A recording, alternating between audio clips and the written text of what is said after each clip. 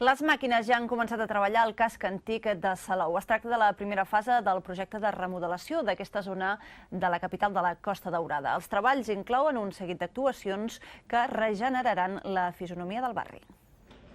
Arrenquen les obres de millora del casc antic de Salou, amb les que s'han de resoldre aspectes com la mobilitat, l'accessibilitat, el mobiliari urbà i la pavimentació de la zona. La primera fase d'aquest projecte compta amb un pressupost d'1.050.000 euros i afecta diferents trams de 6 carrers del barri: València, Ponent, Església, Joan Miró, Rafel de Casanovas i carrer dels Pins.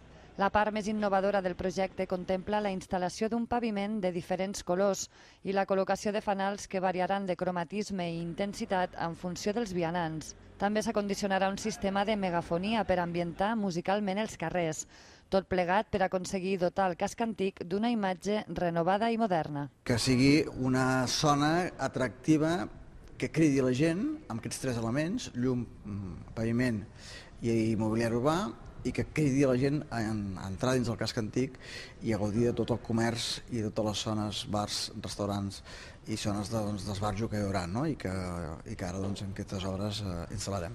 Des de l'Ajuntament de Salou preveuen que aquesta primera fase del projecte d'urbanització del casc antic estigui finalitzada per Setmana Santa.